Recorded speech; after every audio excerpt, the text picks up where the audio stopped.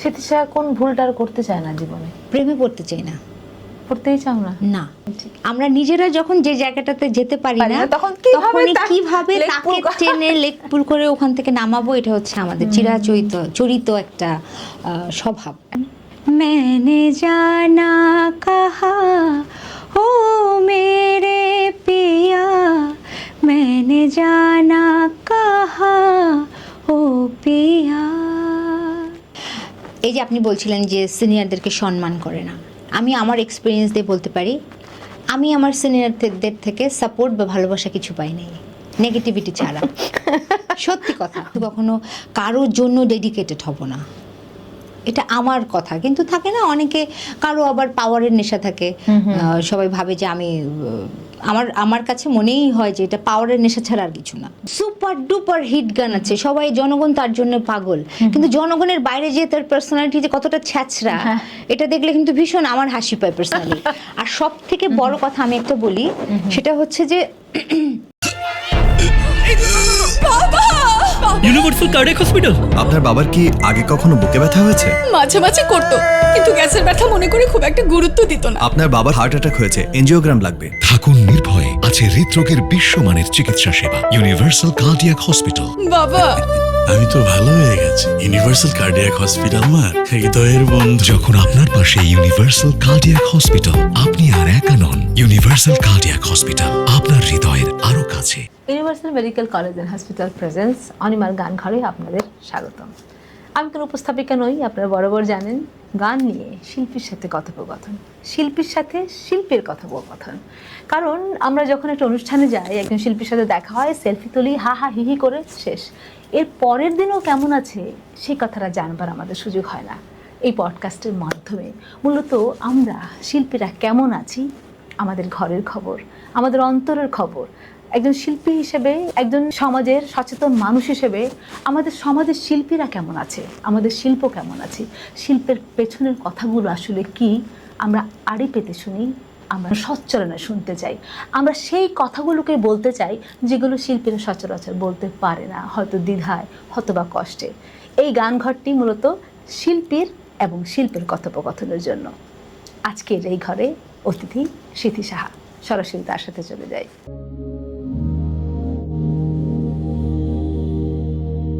অনিমার গান ঘর।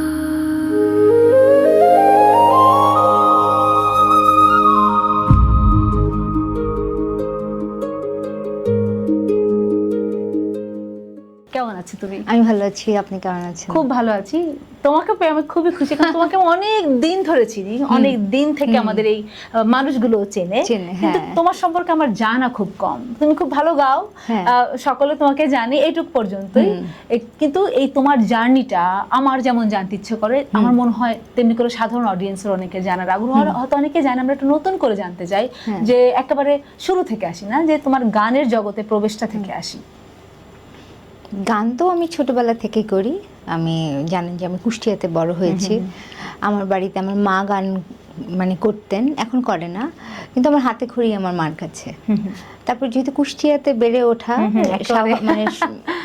স্বভাবতই কুষ্টিয়ার তো আকাশে বাতাসে গান, সো সেই জায়গায় এটা একটা ছোঁয়াচে ব্যাপার, কুষ্টিয়াতে থাকলে বাতাসের মাধ্যমে ছড়ায় গানটা। সো সেই জায়গা থেকে আমার গানটা কুষ্টিয়াতে শুরু হয়, আমার মার কাছে আমার হাতে খড়ি। তারপর কুষ্টিয়াতে আমি বিভিন্ন উস্তাদের কাছে শিখেছি। আমার প্রথম গুরু ছিলেন কোহিনুর খানম। তারপর আমি রবীন্দ্রসঙ্গীতের তালিম নেওয়া শুরু করলাম অশোক সাহার কাছে, তারপর ওয়াহিদুল দাদুর কাছে, ওয়াহিদুল হক দাদুর কাছে। সো এইভাবে আসলে আমার শুরুটা। যে নামগুলো তুমি নিলে, সেই প্রসঙ্গক্রমে একটি প্রশ্ন চলেই আসে। তুমি জানো যে মানুষগুলোর সান্নিধ্যে যাওয়াটাও কত দুরূহ ব্যাপার। এখন তাদেরকে যারা পায়নি, বিশেষ করে ওয়াহিদুল দাদুর কথা বলি, তারা যে কি পায়নি তারা বোঝেই না, জানে না। কিন্তু তাদের সান্নিধ্যে গিয়ে তাদের কাছে গান শিখে, এবং শুরুটা তো রবীন্দ্রনাথের গান দিয়ে, সেখান থেকে স্মৃতি সাহা কোন মোহে লাইনটা ট্র্যাক করে একেবারে আলাদা একটা জগতের মানুষ হয়ে গেল। আসলে এরকম কিছু না যে আমি আলাদা জগতের মানুষ হয়ে গেছি। রবীন্দ্রনাথের গান আমার মনে প্রাণে, এবং আমি যদি বলি যে আমার খুব ভালো লাগা বা একটা কমফোর্ট জোন, সেটা কিন্তু আমার খুব রবীন্দ্রনাথের গান। টু বি অনেস্ট, যে মানে যদিও এখন আমার গাওয়া হয় না রবীন্দ্রসঙ্গীত আমার প্রফেশনের কারণে, প্রফেশনালিজম দেখাতে গিয়ে, তারপরও আমি কিন্তু মঞ্চে আমরা গিয়ে আমরা কি প্রফেশনাল নই যারা রবীন্দ্রনাথের গান একেবারে, করছি কিন্তু বলো? ওই যে এখন আমাকে কেউ রবীন্দ্রনাথের শিল্পী হিসেবে চেনে না, সবাই জানে সিথিশা আছেন আমার গান গায়, সিথিশা পপ গান গায় এরকম। তো দেখা যায় কিন্তু আমি কিন্তু এখনো যখনই আমি সুযোগ পাই মঞ্চে আমি রবীন্দ্রনাথের গান একটা অবশ্যই গাই, বাহ। ডেফিনেটলি গাই। একদম শুরুর দিকে যাও না? শুরুর দিকে গাই বা অনেক সময় আছে আমি মিডলেও গাই। হ্যাঁ, আমরা কি আজকে অনুষ্ঠানের শুরুতে একটু রবীন্দ্রসঙ্গীত শুরু করব? অবশ্যই। চলো, কি গান গাবো? তোমার যেমন খুশি। এই গানটা আমার দাদুর কাছ থেকে শেখা। অদ্রুক দাদু, হ্যাঁ, আহা, দাদুর সাথে আমার সম্পর্কটা বলি কেমন ছিল একটু বলে হ্যাঁ, নিই। নিশ্চয়ই। দাদু হচ্ছে আমার বাবার মাকে, আমার বাবার নাম হচ্ছে, বাবার ডাক নাম হচ্ছে সমীর, তো আমার মার নাম শক্তি। আমার বাবার মাকে শক্তি আর সমীর এরকম করে ডাকতো, এবং প্রত্যেকটা পুজোতে দাদু আমাদের সবার জন্য কাপড় চোপড় পাঠাতো। কুষ্টিয়াতে গেলে আমাদের বাসায় যেতেন, আমার মার হাতে রান্না খেত। বাহ। এরকম একটা পারিবারিক একটা সম্পর্ক ছিল, মানে ভীষণ একটা আদরের একটা সম্পর্ক ছিল বুঝতে দাদুর পারি। সাথে। তোমারও অসীমে প্রাণ মন লয়ে যত দূরে আমি ধাই,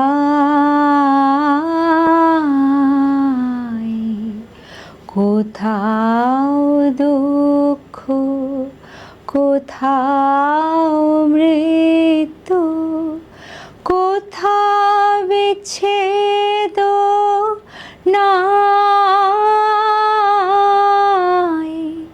তোমার অসীমে প্রাণ মন লয়ে যত দূরে আমি ধাই। আহা, শান্ত হয়ে গেল না বলো? আচ্ছা, চলচ্চিত্রের গানের কথা বলছিলে, আমরা শুনেছিলাম চন্দন সিনহার সাথে তোমার একটা জাতীয় চলচ্চিত্র পুরস্কার পাওয়ার কথা চলচ্চিত্রের গান নিয়ে। কিন্তু পরবর্তীতে আবার কেমন যেন সেটা হয়ে গেল। হয়ে গেল। তোমার মনে হয় যে ব্যাকইয়ার্ড কুকিং অথবা কোনো সিন্ডিকেট বা কোনো কারণে ওই ঘটনাটা তো আমরা ইন্ডাস্ট্রির সবাই জানে, এবং সেটা তো এটা নিয়ে আসলে আমি কথা বলতে গেলে হয়তো অনেকে আমাকে ভুল এই জায়গাটা বুঝবে বা কথা কিছু। বলারই জায়গা। হ্যাঁ, কারণ আমরা কথা বলতে পারি না বলেই আমরা অনেক কিছু থেকে প্রতারিত Exactly. হই, বিতাড়িত আমাদের হই। কি হয়, জাতীয় পুরস্কার তো সব শিল্পীর একটা খুব স্বপ্নের আকাঙ্ক্ষা, জায়গা, হ্যাঁ। এবং সেই জায়গা থেকে যখনই আমরা শুনি যে আমাদের ভেতরে তো খবর আসে, এবং তখন আমি আমার মনে আছে সেইবার আমাদের ফকির আলমগীর স্যার ছিলেন আমাদের জুরি বোর্ডের মেম্বার, এবং আমরা জানতে পারি যে আমার গানটা তিনটা গানের শর্টলিস্ট যে হয় সেখানে আমাদের গানটা আছে, এবং ওই 3টা গানের মধ্যে ওই বছরে আমার গানটাই সব থেকে জনপ্রিয়তা পেয়েছিল ওই গানটা। সো না পাওয়ার কোনো অবকাশই নাই, এবং আমি আর চন্দনদা দুজনই একেবারে ওভারশিওর ছিলাম, ওভার কনফার্মড ছিলাম যে এই গানটা নিয়ে আমরাই পাচ্ছি ভালো গান। যদি এরকম হতো যে গানটা পচা, কেউ শোনে নাই, কোথাও কেউ দেখে নাই, তাহলে আমি এটা নিয়ে কথাই বলতাম না। আমার গানটা একটা ডিজার্ভিং গান ছিল। তো সেই জায়গা থেকে আমরা খুব হ্যাপি, আমরা কনফার্ম যে এটা হলো। পরে ফকির আলমগীর স্যার হজে গিয়েছিলেন, পরে আমরা জানতে পারলাম যে ওনার জায়গাটা ত্যাগ করার পর সব কিছু ওলটপালট হয়ে গেছে, এবং আমি নাম নিয়ে আসলে কথা বলবো না, আমি চাই না কেউ আমার শত্রু হয়ে যাক, সত্যি কথাই। এবং ব্যাপারটা খুবই দুঃখজনক। পরে আসলে তুমি জানতে পেরেছো যে কাদের প্ররোচনায় বা কাদের হ্যাঁ, উদ্যোগে ডেফিনেটলি, কাজগুলো হলো? এবং যারা ওই বছর যারা পেয়েছে সবাই তো জানে, এবং সবাই এটা নিয়ে কিন্তু হাসি তামাশাও করেছে, বিকজ যে গানটা নিয়ে জাতীয় চলচ্চিত্র পুরস্কার ওই বছর দেয়া হয়েছিল, আপনিও আজকে প্রোগ্রাম শেষ হলে বাড়িতে গিয়ে ওই গানটা শুনতে পারেন। সো এটা আসলে ওই বছর যেটা হয়েছে এটা একেবারে চোখে পড়ার মতো ছিল। কোন গানটা যেন? সেটা আর নাই বলি, একেবারে ভীষণ চোখে পড়ার মতো ছিল। পরে আমার আসলে যেহেতু এটা এরকম একটা ঘটনা, পরে এটা নিয়ে একটু মন খারাপ হয়েছিল, কিন্তু দুঃখটা ওরকম লাগে নাই। মনে হয়েছে যে ইটস ওকে, আমি তো গানটা দিয়ে মানুষের ভালোবাসাই পেয়েছিলাম। কিন্তু ওই গানটা তো আসলে কেউ শুনে নাই যে গানটার জন্য পুরস্কারটা দেওয়া হয়েছিল। আসলে অধিকাংশ ক্ষেত্রেই দেখো আমাদের জাতীয় চলচ্চিত্র পুরস্কারগুলো যেখানে আমাদের মাথা চূড়ার মতো থাকার কথা, হ্যাঁ। সেখানে ম্যাক্সিমাম ক্ষেত্রে সমালোচনার সম্মুখীন হয়ে পড়েছে। ওই যে আত্মীয়করণ বা যোগাযোগ ইত্যাদি বহু কিছু। অথচ ওইখানটায় কিন্তু শিল্পীদের সবচেয়ে বড় আকাঙ্ক্ষার এবং অনুপ্রেরণার জায়গা। যে সকল কারণে আমাদের সাদি মোহাম্মদ স্যারদের মতো এত গুণী মানুষদের অভিমান করতে হয় সমাজের সাথে, রাষ্ট্রের সাথে, তাই না বলো?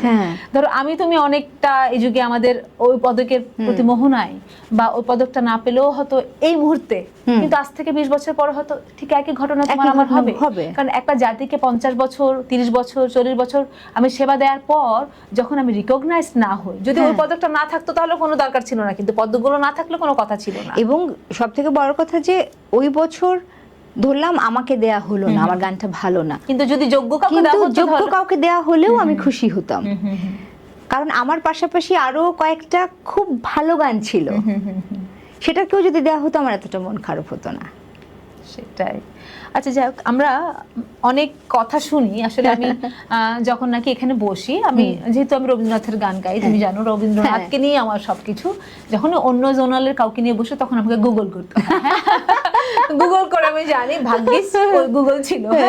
যাই হোক, সেখানটায় আমি অনেকটা জানলাম। তাছাড়া তোমার ফেসবুকের থ্রুতে আমি জেনেছি যে সংসার জীবনটা, মানে ধরো এটা এখন আর রাগঢাকের কিছু না, এটা আমাদের জীবনের একটা পার্ট, যে হলো না, হয়ে উঠলো না। সেক্ষেত্রে ওই গল্পটা একটু বলো। মানে আমি তোমার একটা টকশোর মতো শুনছিলাম, আমার একটু কষ্ট লাগছিল যে আহা, ওর সিথির এরকম জীবনটা ওর, অর্থাৎ তোমাকে দেখতে কত লাইভলি, কত উচ্ছল একটা, এই যে তোমার হাসির মতো তোমার জীবনটা আমি সুন্দর জানি, কিন্তু বাস্তবটা আসলে ততটাও নয়। তুমি কি শেয়ার করবে আমাদের সাথে? আসলে হয় নাই, থাকে না যে একজনের সাথে আরেকজনের বনিবনা হয় নাই, নানা কারণে হতে পারে, সেটা আমার হয় না। তার জন্য দেশটাও ছেড়ে চলে গেল, গান ছেড়ে চলে গেলাম, হ্যাঁ দেশ ছেড়ে চলে গেলাম, but end of the day আসলে আমি কিছুই পেলাম না। But it's okay. আমি এর আগেও ইন্টারভিউতে বলেছি যে I have no regret for anything, because বিয়েটা ভুল হতে পারে, ভালোবাসাটা তো ভুল না। আসলে ভালোবাসাটা আমার ঠিক ছিল। আমি সো সেই জায়গা থেকে মনে হয় যে, এবং ওই সম্পর্কটা যে আমার টিকলো না বা ভেঙে গেল, সেটা নিয়ে কিন্তু, সেটার জন্য কিন্তু আজকে আমি এতটা শক্ত হতে পেরেছি। জানো আমার ওই সময় আমি যখন জানি সিদ্ধিসার চলে যাচ্ছে বিয়ে করে, আমার সিদ্ধিসার এমন একটা, তখন তুমি একদম পিকে না বলো, ওই সময় কিন্তু সিদ্ধিসাকে সবাই জানছে, একদম তোমার ভবিষ্যৎটা দেখা যাচ্ছে যে তুমি এই জায়গায় যাচ্ছ, এরকম ছুটছো তুমি, ঠিক ওই সময় তুমি মানে আবেগ আমাদের গলার মালা, কিন্তু আবেগ আমাদের কখনো কখনো অনেক বড় ক্ষতিও করে ফেলে একেবারে। এবং সেই সময় আমি জানি যে ওই সময়টাতে আমি যদি মানে দেশ ছেড়ে চলে না যেতাম বা কিছু, আজকে আমার জায়গাটা আরো অনেক বেশি স্ট্রং থাকতো। হ্যাঁ, I would have been the number 1। Obviously আমি এটা করতাম যেভাবেই হোক। আমার ওই সময় চলে যাওয়াটা আমার ক্যারিয়ারের জন্য অনেক বড় ক্ষতি হয়েছে। বাট ঠিক আছে, তার পাশাপাশি আমি তো আসলে অনেক কিছু দেখেওছি, লাইফটাকে দেখলাম, সম্পর্ক দেখলাম, এবং এই যে ধরো এই যে টানাপোড়েন জীবনের, মানে একাকিত্বের সিথি বা একাকিত্বের যে কোনো শিল্পী তার একাকিত্বের ভাবনাগুলোকে আমাদের গানে, আমাদের ব্যক্তির জীবনে, মানে ধরো গান তো আসলে মনের শান্তির ব্যাপার না। একটা মানুষ যদি হতাশায় থাকে, একটা মানুষ যদি অ্যাংজাইটিতে ফিল করে, সে কিন্তু আর যাই করে গান করতে পারে না। এটা কি তোমার প্রভাব ফেলে, তোমাকে প্রভাবিত করেছে? হ্যাঁ, তখন তো একটা সময় যখন ছিল, আমার মনে আছে যে when I got separated, আমি 6 মাস ঘর থেকে বের হইনি, মানে I was stuck in the room। আমার মা বাবা আমাকে দেখে কষ্ট পেত। সো আমি অনেক দিন কাজ করতে পারি নাই, তখন আমার মেন্টালি ট্রমা হতো। পরে আসলে আমি দেখলাম যে I was been betrayed by somebody। ব্যাপারটা যদি এরকম হতো যে ঠিক আছে, normally he was honest, I was honest, হলো না, দ্যাট ইজ অ্যাকসেপ্টেবল, মন খারাপ হবে, শেষ হয়ে যাবে। কিন্তু আমি যখন দেখলাম যে আমার এত 100% এফোর্ট দেবার পরও আমি বিট্রেট হচ্ছি, ব্যাপারটা তো এরকম উল্টো হওয়ার কথা ছিল, ভালোবেসে কোথায় আকাশে রাখার কথা। তো সেই জায়গা থেকে আসলে তখন আমার মনে হলো যে আমি কেন আমার লাইফটা একটা এরকম ভুল মানুষের জন্য স্যাক্রিফাইস করব, একেবারেই করা উচিত না। The moment I felt this way, আমি ওখান থেকে বের হওয়ার চেষ্টা করলাম, আমি ঘর থেকে বের হওয়া শুরু করলাম, আমি আরও কাজে ডুবে গেলাম। এবং আমার মনে আছে আমি তখন ওই যে আমার রেগুলার একটা প্রোগ্রাম শুরু করলাম মাছরাঙাতে, এবং ওই প্রোগ্রামটা তো খুবই সফলতা পেল। হ্যাঁ। উৎসব So- থেকে শুরু করে অনেক ফেমাস সব শিল্পীর ওখানে ছিলেন, হ্যাঁ। আমিও দেখেছি। সো এইভাবে আমি যখন ভাবা শুরু করলাম, তো কিন্তু অবশ্যই এটা তো ভীষণভাবে একটা এফেক্ট ফেলে গানের উপরে। আমার মনে আছে যে আমি যখন, এখনও আমার এটা হয়, এখন তো আমার আবার অন্যরকম সমস্যা, আমি একটা মেডিকেশনের মধ্য দিয়ে যাই দেখে মাঝে মাঝে আমি আপসেট থাকি, আমার ডিপ্রেশন হয়। সো যেটা হয় যে যখনই আমি একটু মেন্টালি ডিস্টার্ব থাকি তখন আমি রেয়াজ করতে পারি না। আমরা জানি তুমি হ্যাঁ। ব্রেস্ট ক্যান্সার আক্রান্ত হ্যাঁ, ছিলে, হ্যাঁ। মেডিকেশনের প্রসঙ্গটা সেরকম কি? হ্যাঁ। আমরা কি তোমার অবস্থানটা এখন জানতে পারি? আমি জানতে by the blessings of almighty এখন ঠিক আছি। আমার তো 23 সালে আমার সার্জারি হয়ে গেল, তারপর আমার শুধু লাম্পটা রিমুভ করা হয়েছিল, টিউমারটা, এবং তারপরে আমি এখন একটা হরমোনাল মেডিকেশনের মধ্যে দিয়ে তুমি যাচ্ছি। দেখো, তুমি এত ছোট মানুষ, এত ইয়াং বয়সে, না আমার মায়েরও কিন্তু তাই হয়েছে, মাও হ্যাঁ, সার্ভাইভ হ্যাঁ। করেছে। তুমি এই বিষয়ে কিছু পরামর্শ দেবে যে আমাদের কি করা উচিত, আমাদের কতটুকু সচেতন দেখো এরকম তো কিন্তু বয়স নেই, আমরা জানি আফটার 40 এটা নিয়ে আমাদের হ্যাঁ, exactly, সিরিয়াস হওয়া হ্যাঁ। উচিত, অথচ তুমি কত আগেই তুমি এটা নিয়ে, হ্যাঁ, এটা ডক্টর খুব, আমার তো ট্রিটমেন্টটা আমরা সিঙ্গাপুরে করেছিলাম, ওখানে ডক্টর খুব মানে সারপ্রাইজ ছিল যে তুমি এত ছোট বয়সে এটা হলো। বাট এবং সব থেকে ইন্টারেস্টিং যে ব্যাপারটা সেটা হচ্ছে যে আমার সিঙ্গাপুরের ট্রিটমেন্ট তো ওদের অনেক অ্যাডভান্স, ওরা আমার ট্রিটমেন্ট শুরু করেছে, তারপরে ওরা আমাকে মানে মেন্টালি ওরা কাউন্সেলিং করতো। আমার যে একটা কাউন্সিলর ডক্টর ছিল, উনি একদিন আমার মনে আছে 2 ঘন্টা বসে আমার লাস্ট 10 ইয়ার্সের হিস্ট্রি শুনেছে। শোনার পরে তারপরে ও আমাকে আবার 1 সপ্তাহ পর ডেকে আমাকে বলেছে যে আমার ক্যান্সারের রিজনটা হচ্ছে আমার এই ডিস্টার্বনেস, আমার ডিপ্রেশন, আমার মেন্টাল স্ট্রেস। চিন্তা করো, আমরা তো জানি না এগুলো। হ্যাঁ, সো আসলে এই যে আমরা আমাদের ক্যান্সার হতে পারে, আমি যদি মানসিকভাবে অসুস্থ থাকি, মানসিকভাবে শান্তিতে না থাকি, হ্যাঁ। সেটাও আমার ক্যান্সারের মানে কারণ হতে ডেফিনেটলি, পারে। হ্যাঁ, এটা আমি তো জেনে অবাক হয়েছি যে এটাও কি হতে পারে, এটাও সম্ভব। তো আমি ওখানে জানতে পারলাম যে হ্যাঁ এরকম হয়েছে আসলে। সো আমি তখনও আমি নতুনভাবে আবার একটা স্ট্রেংথ পেলাম যে আসলে এই যে মানুষ বা যেসব কারণে আমি ডিস্টার্ব থাকলাম, আমার জীবনে এত স্ট্রেস নিলাম, তার জন্য জীবনটাই শেষ হয়ে যাচ্ছে, তারা কিন্তু মানে একদম দিব্যি ভালো আছে, তাদের কোনো রিগ্রেট নাই জীবনে, তারা হাহাহি করছে, কিছু যায় আসে না কারো। তো আসলে আমাদের জীবনে না, আমরা যতই ভালো মানুষ সাজার চেষ্টা করি, একটা জায়গায় গিয়ে আমাদের একটু স্বার্থপর হওয়া দরকার আছে। তুমি জানো যারা এই যে ভালো মানুষ হয়ে বড় হয় না, হ্যাঁ, বা ওই এটা মুখোশ না, যে ব্যক্তিগতভাবে আসলে সফট হার্টেড, অন্যকে আঘাত দিতে ভয় পায় বা শেখেইনি হয়তো কখনো, সেই মানুষগুলো আঘাত পেতেই থাকে। হ্যাঁ। যেন ঈশ্বর তাকে লিখিয়ে রেখেছে তুমি আঘাত পেয়ে এই পৃথিবী থেকে যাবে। হ্যাঁ, আমি ওটা দেখেছি যে যার আঘাত পাওয়ার দরকার সে শুধু আঘাতই পায়। হ্যাঁ, আর যারা আঘাত দিতে থাকে তারা আমি যখন বোঝেই না যে আঘাত ইউনিভার্সিটিতে পড়তাম, ইউনিভার্সিটিতে পড়ার সময় আমার ফ্রেন্ডরা বা এরকম ভাবতো যে ও আমি দেখতে সুন্দর, আমি গান গাই, আমি না জানি ছেলেদের নাকে দড়ি দিয়ে ঘুরাই, কিন্তু ছ্যাঁকাটা যে আমি বারবার খাই এটা তো আমি কাউকে বোঝাইতে পারি না। আচ্ছা, এটা কি তাহলে সিথি কি বেশি আবেগ আপ্লুত নাকি সে, মানে তোমার প্রেমে পড়ার কারণগুলো কি, রিজন, একটা মানুষের মধ্যে কি কি কোয়ালিটি থাকতে তুমি প্রেমে পড়ো, এটা বলো। মানে সিথি সাহাকে পড়াতে গেলেও তো কিছু কোয়ালিটি লাগে। হ্যাঁ, আমাকে এই লোকটা প্রেমে পড়ে গেলে যে তোমাকে বিট্রে করলো কদিন পরে, মানে তাহলে সে কেমন গুণী ছিল, বা সে দেখতে কত বিশাল রাজপুত্র ছিল, মানে আমার তো জানতে ইচ্ছা করে যে তার প্রেমে পড়ে গেলে সে আবার তোমাকে ছেড়ে না, চলে গেল। আমি কেন জানি খুব ভুল মানুষের দিকে অ্যাট্রাক্টেড হই ভীষণ, এটা আমার একটা মনে হয়, কেন আমি জানি না, ভুল মানুষের দিকে অ্যাট্রাক্টেড হই। এবং দেখা যায় যে ডেফিনেটলি আমার কিছু নর্মাল মানুষ শুনলে হাসবে, আমার বেসিক যে চাহিদাগুলো, বা একটা ছেলে যদি সুন্দর করে কথা বলে বা একটু মুডি হয়, খুব একটা পার্সোনালিটি সম্পন্ন হয়, সেটা আমাকে ভীষণ অ্যাট্রাক্ট করে। মানে তোমাকে পাত্তা দেওয়া যাবে না। আমাকে পাত্তা দেওয়া যাবে না, সে ওকে পাত্তা দিলে কিন্তু ধরা, ওকে পাত্তা দিবেন না, মানে আমাকে চান্সেস আছে। আমাকে বোঝাতে হবে যে তোমার মতো শিক্ষাকে আই ডোন্ট কেয়ার, এক্স্যাক্টলি। আবার সাথে আবার এটাও বোঝাতে হবে যে at some point I'm mad at you, এরকম একটা কিছু, মানে চোখের ভাষা বুঝে দাও। এক্স্যাক্টলি, তো এরকম বুঝতে পেরেছি, দারুণ। আচ্ছা, মেয়ের কথা বলো, মেয়ের গল্প শুনি। মেয়ে তো ওরে বাবা আমার জীবন, আমি মানে ও এত এত কেয়ারফুল আমার ব্যাপারে। যেমন কখনো কখনো এটা এরকম হয় যে ও আমরা যে ঘরে ঘুমাই ও তো আমার সাথেই ঘুমায়, আমরা যে ঘরে ঘুমাই আমি সেখানেই রেয়াজ করি সকালে। তো কখনো কখনো ও তাড়াতাড়ি ঘুম ভেঙে গেলে আমি ওকে বলি তুমি কথা বলো না, আমি রেয়াজ করছি। এবার ও কী করে, ও যদি দেখে যে আমি রেয়াজ করছি, আমার ঘরে আমার মা বা অন্য কেউ ঢুকছে, সবাইকে বলে কথা বলা যাবে না এরকম। আবার আজকে সকালে সে কি করেছে, আমি তানপুরাটা বাজছিল, আমি বাইরে যে এসেছি কি যেন একটা করতে, দেখলাম ও আমার জায়গাটাতে গিয়ে বসে বসে তানপুরার সামনে গিয়ে বলছে ও নাইস। দেখো তুমি, আমার মনে হয় যে যা যা আঘাত পেয়েছো জীবনে, যা যা কষ্ট ঈশ্বর দিয়েছে, তার ফলস্বরূপ একটা আশীর্বাদ দিয়েছে।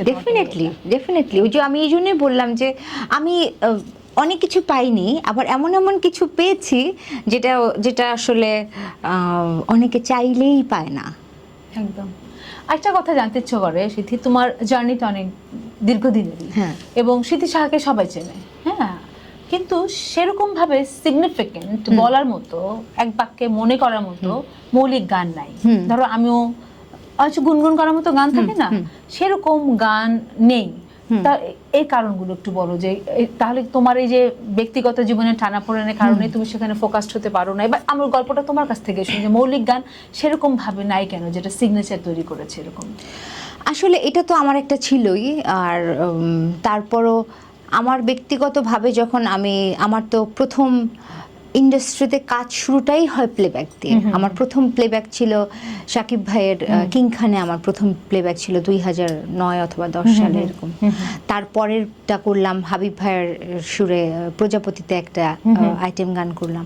তো আমার শুরুটা কিন্তু দারুণ হচ্ছিল, এবং তারপরে অবভিয়াসলি এই যে একটা জায়গা আসলে ফিল ইন দ্য ব্ল্যাঙ্ক তো আর থাকে না, শূন্যস্থান কেউ এসে পূরণ করেই দেয়, সেটা তো আমার একটা কারণ হয়েছেই।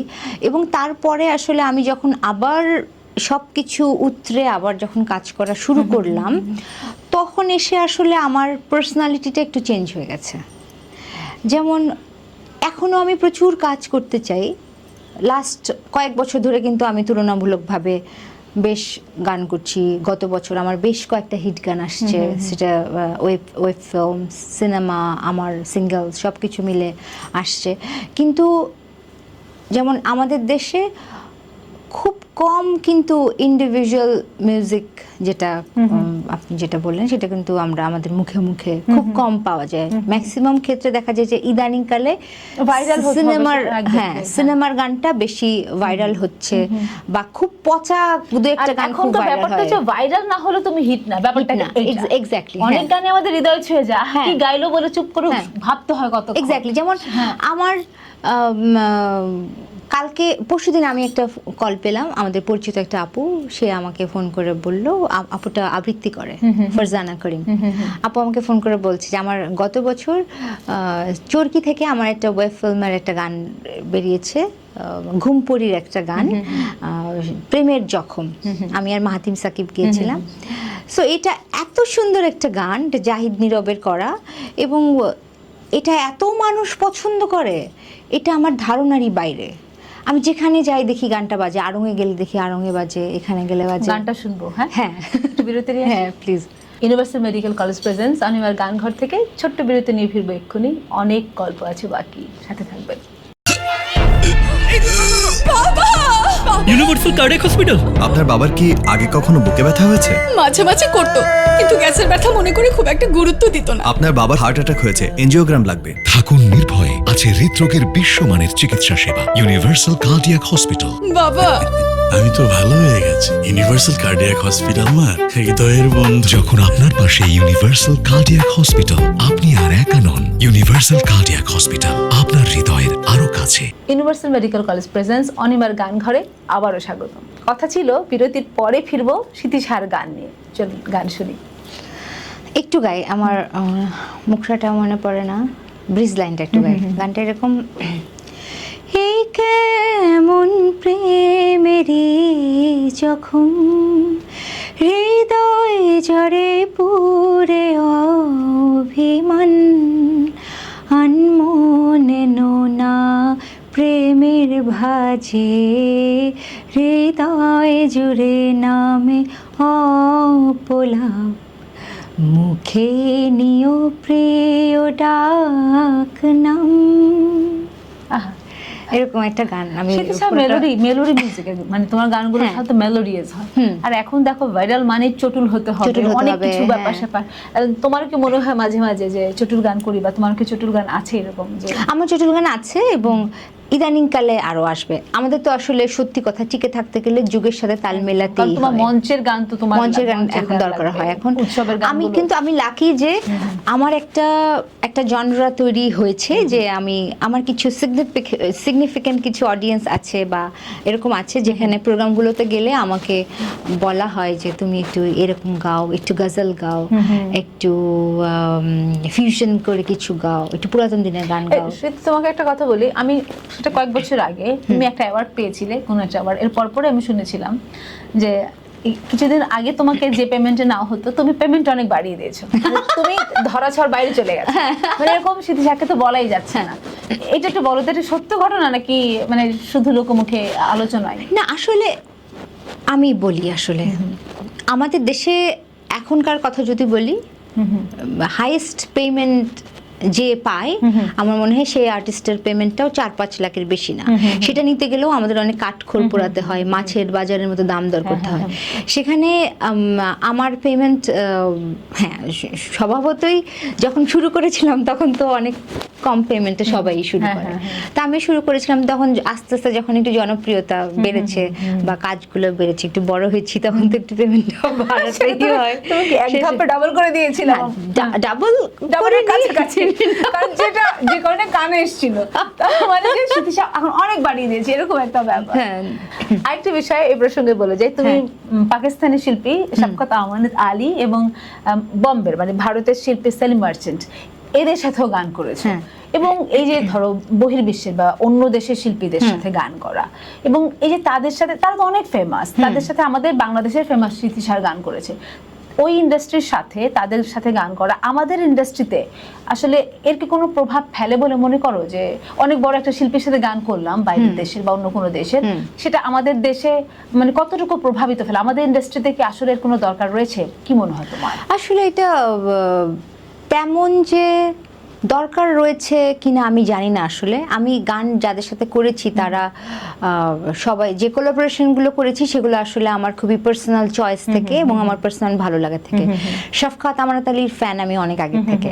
এটা তো একটা ভাগ্য, তাই না? বলো যে আমি চাইলাম আর আমার ইচ্ছা পূরণ হয়ে গেল, তাই না? বলো, এটা তো অডিয়েন্স বুঝবে না, কিন্তু শিল্পীর চাওয়া তো অন্যরকম। এক্স্যাক্টলি। সো ওই যে আমি কিন্তু শুরুর থেকেই আমি কখনোই ওই ভাইরাল হবার পেছনে ছুটি নাই। আমি অলওয়েজই চেয়েছি যে আমার কিছু ভালো গান থাকুক, এবং আমার গানের ঝুলিগুলো দেখলে কিন্তু বেশ কিছু ভালো গান পাওয়া যায় লাকিলি, রাদার দেন ভাইরাল গান। নিশ্চয়ই। সো সেই জায়গা থেকে শফকাত আমানত Ali, we become friends since 2015। তারপরে আমাদের অনেক বছর পর দেখা হলো, সেটা ফোক ফেস্টের থ্রুতে 2019 সালে। গানটা আমার খুব ইচ্ছা করছে শুনতে, যেটা রিলিজ হয়েছে। আচ্ছা, শফকাত আমানত আলীর সঙ্গে আমার 3টা গানই যাবৎকালীন রিলিজ হয়েছে। একটা বাংলা গান যেটা ইন্দ্রদীপ দাশগুপ্তের কথা এবং সুরে, আরেকটা আমাদের দেশের রবিন ঘোষ, রবিন ঘোষের একটা পুরাতন গান শফকাত আমানত আলী নিজেই ওটাকে রিকম্পোজ করেছিল, সেটা আমি আর উনি গিয়েছিলাম। এবং গত মাসে যেটা আমার ইউটিউব চ্যানেল থেকে রিলিজ হয়েছে, সেটা আসলে আমাদের দেশের অদিত ভাইয়া সুর করা, এবং শফকাত আমানত আলী নিজেই গানটা লিখেছিল। আচ্ছা, আমার মনে আছে যে ভাইয়া সুর করেছিল, অদিত ভাইয়া সুরটা রেডি ছিল। আমরা স্টুডিওতে গেলাম, অদিত ভাইয়া স্টুডিও তখন নিকেতনে ছিল, এবং উনি স্টুডিওতে ঢুকলেন, অদিত ভাইয়াকে বললো গানটা চালাইতে। অদিত ভাইয়া টিউনটা চালাইলো, এবং উনি হাফ অ্যান আওয়ার টাইমে উনি পুরো গানটা বসে বসে লিখলেন। বাহ। লিখে উনি স্ক্র্যাচ গাইলেন। ও নাইস। শোনো, তোমার এই যে 3টা গান থেকে তোমার প্রিয় যেটা, আমি জানি সবগুলো প্রিয়, হ্যাঁ, যে কোনো একটা শোনাও। আচ্ছা, এটা তো উর্দু গান। আচ্ছা, যেটা রিসেন্টলি রিলিজ হলো, সেটা হচ্ছে আমার যে ব্রিজ লাইনটা, সেটা শোনায়। मैंने जाना कहा ओ मेरे पिया, मैंने जाना कहा ओ पिया, कोई जाता है जगह हो बसेरा पिया। এরকম একটা গান। খুবই সুন্দর। আরে দেখো, নানা উত্থান পতনের মধ্য দিয়ে তোমাকে যেতে হয়েছে, এই যে ভালো গল্প, দুঃখের গল্প। শুনেছি বিপদে নাকি বন্ধুর প্রকৃত পরিচয়টা পাওয়া যায়। এমন বন্ধু আছে বা এমন কষ্ট আছে যে আমি দরকার ছিল তাকে আমি পাইনি? হ্যাঁ, আমার বন্ধু আছে। আমার যে আমার বেস্ট ফ্রেন্ড, ও এখন জার্মানিতে থাকে। ও এমন হয়েছে যে আমি রাত 2টার সময় বাসায় একলা একলা আমি কাঁদতে কাঁদতে পাগল হয়ে গেছি। আমার ডিপ্রেশন হচ্ছে, আমার মনে হচ্ছে আমি সুইসাইড করতে যাব এরকম। ওর বাসা ধানমন্ডিতে। আমার মনে আছে ও রাত 2টার সময়, ওর গাড়ি ছিল না, ও একটা উবার করে আমার বাসায় চলে আসছে। এবং সব সময় আমার লাইফে ওর সাথে আমার বন্ধুত্ব 2017 সাল থেকে। কিন্তু আমি জানি না ও আমার সুখের সময়ে কতটা ছিল, বাট ও আমার দুঃখের সময় অলওয়েজ আছে। ওর সাথে আমার এমন সম্পর্ক যে ওর সাথে যদি আমার 1 বছর পরেও কথা হয়, এটা কোনো ম্যাটারই করে না। মনে হয় যে এই কালকেই কথা হয়েছে। নামটা একটু বলো। ওর নাম হচ্ছে মুন। আচ্ছা, হ্যাঁ, মনে হয় যে যেন কালকেই কথা হয়েছে, ওই কথা দিয়ে একটা রেশ ধরে আমরা কথা বলছি।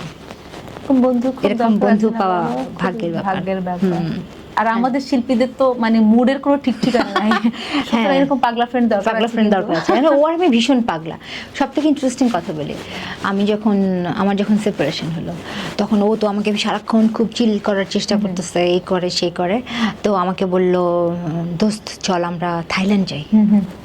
তা আমি তো যাবো না। ও আমাকে পুশ করে থাইল্যান্ড নিয়ে গেল। আমি আরও থাইল্যান্ড চলে গেলাম।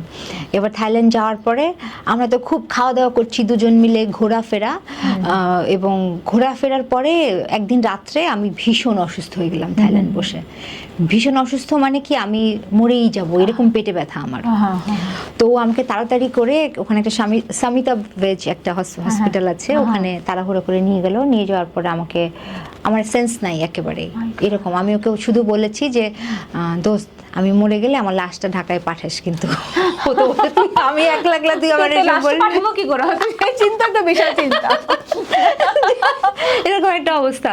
এবং আমরা ওই দিন সারাদিন এত মজা করেছিলাম, এত খাওয়া দাওয়া ঘোরাফেরা সবকিছু করেছি, এবং আমার সেন্স নাই, এত পেটে ব্যথা আমার। তারপর ডক্টর যেটা বললো যে আমার ওই যে গল ব্লাডারের স্টোনটা এমন অবস্থায় হয়েছিল, ওটা ওয়াস্ট করতে পারতো এরকম একটা অবস্থায়, এবং ওটা আমার একটা মানে রিজন অফ ডেথ হতে পারতো এরকম। তো সেই জায়গা থেকে ও আমার সঙ্গে সেখানে ছিল। সেখান থেকে আমার মানে ও আমাকে মন ভালো করাতে গিয়ে এরকম একটা সিচুয়েশন হয়ে লাশ নিয়ে ফেরার মতো অবস্থা। এরপরে চিন্তা ভাবনা করে নিশ্চয়ই সিদ্ধান্ত নেবে এরকম। আচ্ছা, এইরকম ধরো তোমার এরকম হুটহাট পাগলামির কারণেই হয়তো বা তোমার ধরো গান নিয়ে আলোচনা হওয়ার কথা, কিন্তু ব্যক্তিগত স্মৃতিসার জীবন নিয়ে বেশি আলোচনা হয়, তাই না? বলো, এই প্রেম ইত্যাদি মিলে হয়তো তোমার প্রেম না, তুমি বন্ধুর সাথে গেছো, আমি কিন্তু জানি না, হয়তো আলোচনাটা অন্যরকম হতেও পারে। থাইল্যান্ডে গেছে, কার সাথে গেছে, এটা তো ভাবাই যায় না যে তুমি কিরকম এনজয় করো, তুমি কিভাবে নাও এগুলো। এটা আমি একেবারে এটা পাত্তা দিই না। প্রথম কথা, মানুষের খুব কিউরিওসিটি আছে আমাকে নিয়ে, আমি জানি। কেউ ভাবে সব থেকে বড় যে একটা কিউরিওসিটি এবং একটা ভুল ভাবনা, যেটা আমি সত্যি মনে করি এটা হলে আমি খুব খুশি হতাম, সেটা হচ্ছে সিথি সাহা প্রচুর রিচ। এইটা আমি শুনেছি, আমি শুনেছি যে সিথির তো অনেক টাকা। হ্যাঁ, সিথির তো অনেক টাকা, সিথি বিজনেস ক্লাসে সব জায়গায় যায়। এই প্রশ্নে এত টাকা কোত্থেকে আসে? নিশ্চয়ই সিথির এমন কেউ আছে, গডফাদার আছে বা চিনি বাবা, sugar daddy, godfather sugar daddy, একদম এরকম আমি শুনেছি।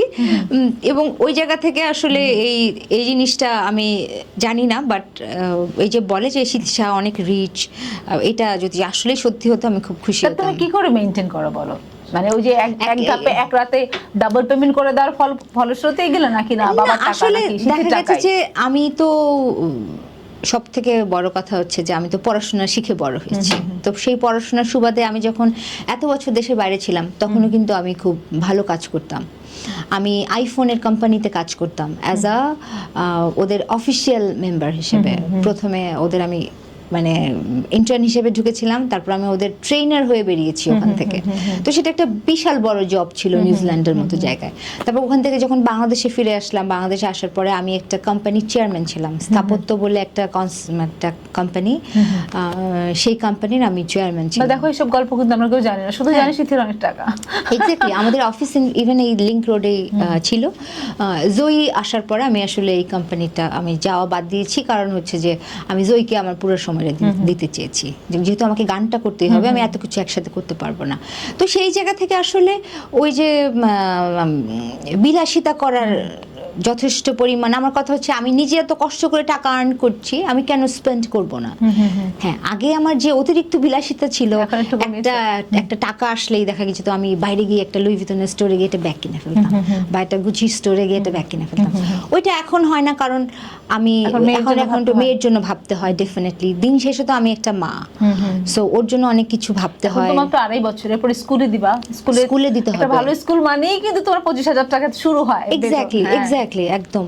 আর সবথেকে বড় কথা যে এখন আমার নিজের জন্য কিছু করতেই হয়, মানে করতে ইচ্ছেই করে না, মনে হয় যে ইটস ইনাফ, আমার তো অনেক কিছু হয়েছে, কি হবে এত ব্র্যান্ডেড কাপড় চোপড়, এত ব্র্যান্ডেড ব্যাগ দিয়ে।